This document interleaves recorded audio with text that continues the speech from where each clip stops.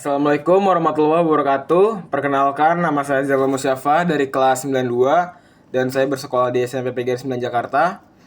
Pada kesempatan kali ini, saya ingin meresensikan sebuah buku novel berjudul Anak-anak Pengungsi.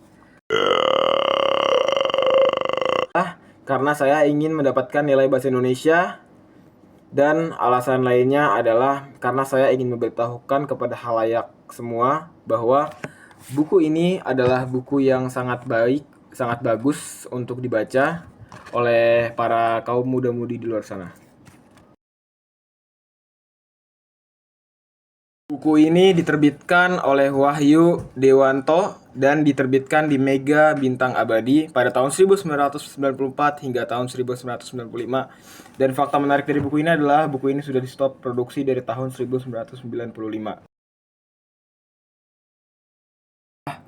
Pada sore hari, tepat jam 3 sore, seseorang anak bernama Muhajir sedang jalan santai di pedesaan. Sepertinya ia baru pulang dari tempat sekolahnya. Lalu dia tidak sengaja melihat 3 orang anak sedang memanjat pohon mangga di depan rumahnya. Dia pun membatin, siapakah mereka? Apa yang mereka lakukan di sana? Apakah mereka ingin mencuri? Setelah dia membatin, lalu dia beranjak pergi ke ke lokasi kejadian. Sesampainya dia di depan pohon mangga, dia terkejut melihat 3 orang bernama Tommy. Buku ini berkisah tentang 3 orang anak pengungsi yang hidup serba kekurangan dan kurang mampu. Dan buku ini berlatar pada saat Indonesia masih perang kemerdekaan melawan agresi militer Belanda kedua. Lebih tepatnya, ketiga anak pengungsi tersebut mengalami yang namanya peristiwa sejarah, yaitu perang kemerdekaan. Pada masa itu, tiga anak pengungsi ini pun akhirnya pergi ke pendopo untuk berkumpul bersama, seperti Muhajir, Tommy, Hendra, Satya. Mereka berempat pergi ke pendopo untuk bersantai ria dan melepaskan penat, dikarenakan perang yang berkecamuk tadi siang membuat mereka harus berlarian ke sana kemari mencari tempat berlindung agar mereka tetap bertahan hidup hingga perang usai. Lalu pada malam hari, tepat pukul 8 malam, terjadi suara dentuman bedil, meriam, senjata, dan desingan peluru yang sangat keras terdengar dari arah luar. Nampaknya peperangan akan segera dimulai kembali. Lalu mereka pun keluar dari pendopo tersebut dengan sangat terbirit-birit. Mereka lari sangat kencang untuk mencari tempat perlindungan yang aman, dikarenakan tentara-tentara Belanda tersebut sudah mendatangi tempat pendopo mereka. Akhirnya mereka satu persatu pun berpencar. Ada yang ke hutan, ada yang ngumpet di sawah, bahkan ada juga yang menyamar menjadi orang-orangan sawah. Dan singkatnya, pada keesokan harinya, setelah peperangan selesai, akhirnya mereka bisa dipertemukan kembali pada suatu acara yang dibuat oleh kepala desa untuk memberikan semangat kepada warganya agar kita bisa bebas dari pendudukan tentara Belanda.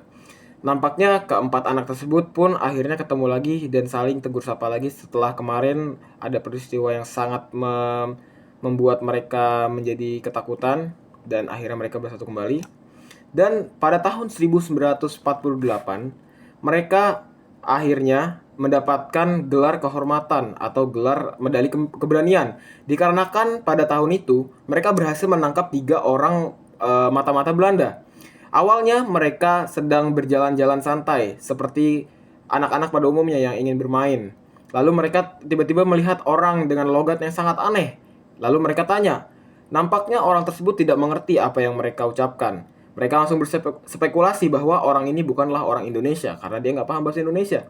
Mereka udah nanya berkali-kali, namun salah satu dari mereka yaitu Muhajir, dia mengatakan halo kepada orang tersebut. Lalu orang tersebut langsung berbicara dengan fasih menggunakan bahasa Inggris. Lalu mereka pun terkejut dan segera melaporkannya kepada kepala desa. Akhirnya setelah puluhan tahun ditekan oleh peperangan, akhirnya mereka merasakan angin segar perdamaian yang sangat mereka nantikan. Dan ada pepatah yang bilang, mereka memang tidak berperang memanggul bedil dan melempar granat. Mereka telah ikut berjuang dengan caranya sendiri di sela-sela dentuman meriam dan desingan peluru senjata. Mereka adalah pahlawan tanpa senjata. Mereka adalah jantung bagi semua gerilyawan yang ikut dalam peperangan ini. Peristiwa pada cerita ini dimulai pada sore hari. Awalnya Muhajir bertemu dengan 3 anak pengungsi yang sedang manjat mangga di rumahnya. Lalu singkat cerita, loncat lagi ke besokan harinya. Akhirnya mereka pun berteman baik dan sepakat untuk menyelesaikan masalah tersebut. Dengan menyelesaikannya dengan cara musyawarah di rumah Muhajir, dan ketiga anak pengungsi tersebut bertemu dengan orang tua Muhajir dan telah meminta maaf. Lalu mereka pun akhirnya temenan dan menjalani hari bersama, seperti pergi ke kebun untuk membantu ayah Muhajir bertani, lalu membantu menyiapkan benteng-benteng pertahanan untuk menjaga desa dari gempuran tentara Belanda. Setelah azan Isya berkumandang, malam itu juga turun hujan rintik-rintik. Angin malam bertiup sangat dingin, menyebabkan orang-orang jadi malas untuk keluar rumah pada malam hari. Para warga kebanyakan lebih milih tidur di rumah masing-masing sambil berkisah dengan keadaan sehari-hari. Pintu-pintu rumah pun ditutup demi menghindari serbuan udara yang basah. Jalan-jalan menjadi sangat sepi, tidak seperti biasanya. Waktu itu Muhajir sedang tiduran di kasurnya, bahkan matanya sudah separuh terpejam. Sayup-sayup suara peperangan yang sedang berlangsung di luar sana, seperti suara dentuman meriam, disengan peluru, dan bedilan suara-suara senjata terdengar berselang-seling seperti hari-hari biasanya. Sedang enak-enaknya Muhajir ngantuk-ngantukan, tiba-tiba terdengar suara teriakan dari luar sana. Maling! Maling! Maling! Suara itu terulang beberapa kali yang menyebabkan Muhajir beranjak dari kasurnya dan melihat keluar. Ternyata ada orang yang sedang kemalingan.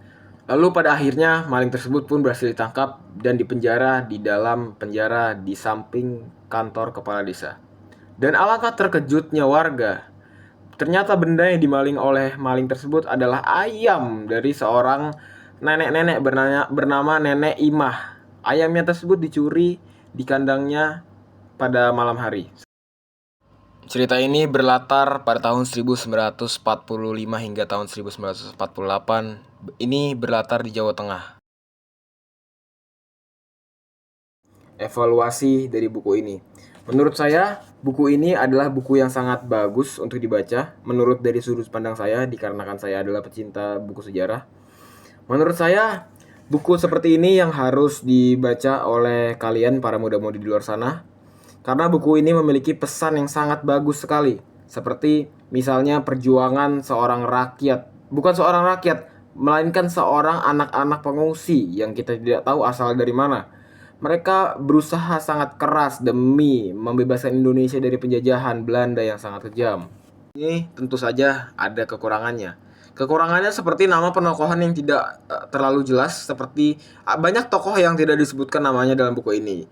Ya, menurut saya seharusnya jika dalam buku tokoh semuanya harus jelas diberikan nama. Seperti dalam buku ini beberapa nama tokoh tidak disebutkan dengan jelas, seperti kayak kepala desa yang kita tidak ketahui siapa nama kepala desa tersebut. Demikian presentasi dari saya. Di akhir video saya mengucapkan terima kasih telah menonton video ini. Mohon maaf jika ada kesalahan, karena mungkin banyak kesalahan dari saya seperti kesalahan kecil. Saya pamit undur diri dengan mengucapkan Assalamualaikum warahmatullahi wabarakatuh. Selamat malam semuanya.